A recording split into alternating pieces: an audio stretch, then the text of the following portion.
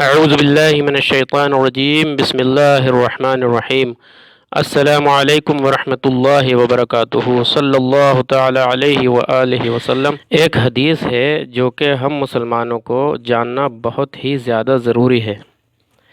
کہ اللہ کے رسول صلی اللہ علیہ وآلہ وسلم فرماتے ہیں کہ میں جانتا ہوں ایک ایسی قوم کو جو میری ہی امت میں سے ہوگی اور قیامت والے دن اللہ کے سامنے حاضر ہوگی اور ان کی نیکیوں کی مثال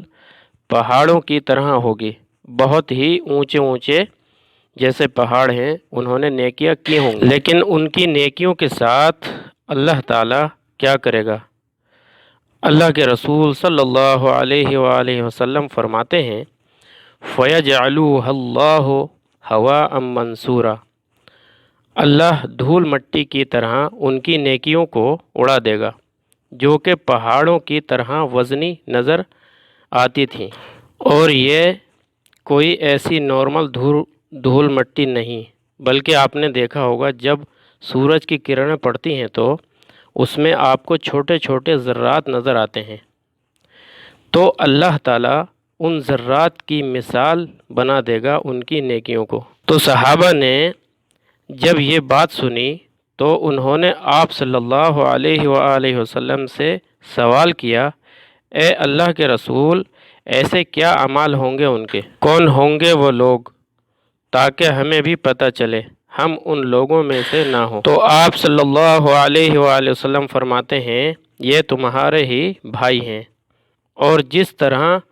تم نمازیں پڑھتے ہو اسی طرح وہ بھی نمازیں پڑھتے ہیں، راتوں کا قیام کرتے ہیں، لیکن بات صرف اتنی سی ہے جب وہ لوگوں کے سامنے ہوتے ہیں تو ان کی نیکیاں ظاہر ہوتی ہیں، وہ بہت اچھے ہوتے ہیں، ان کے اخلاق، ان کی عاجزی، اس طریقے سے ان کی اچھائیاں نظر آتی ہیں لوگوں کے سامنے، لیکن جیسے ہی وہ تنہائیوں میں چلے جاتے ہیں لوگوں کی نظروں سے اوجھل ہو جاتے ہیں، جب ان کو یہ ڈر نہیں ہوتا کہ کوئی نہیں دیکھ رہا ہے ان کو، تب اللہ کی جتنی بھی حرام کردہ چیزیں ہیں، جو کام اللہ تعالیٰ نے حرام کیے ہیں وہ ان میں پڑ جاتے ہیں، چاہے وہ چھوٹے کام ہو یا بڑے کام ہو، اور یہ وہی حرام کام ہوتے ہیں جو لوگوں کے سامنے کرتے ہوئے ڈر رہے ہوتے ہیں تاکہ معاشرہ انہیں تانا نہ دے۔ تو یہ وہ لوگ ہیں جن کی نیکیوں کو اللہ ہواء منصورہ دھول مٹی بنا دے گا۔ جو بات غور کرنے کی ہے نا وہ یہ ہے کہ لوگوں کے درمیان آپ کتنے نیک ہیں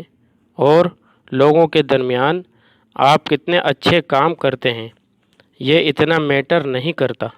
جو چیز تنہائی میں میٹر کرتی ہے، تنہائی میں کی ہوئی نیکی اور تنہائی میں کیا ہوا گناہ، یہ سب سے زیادہ امپورٹنٹ ہوتا ہے انسان کے لیے۔ اگر آپ تنہائی میں نیکی نہیں کر سکتے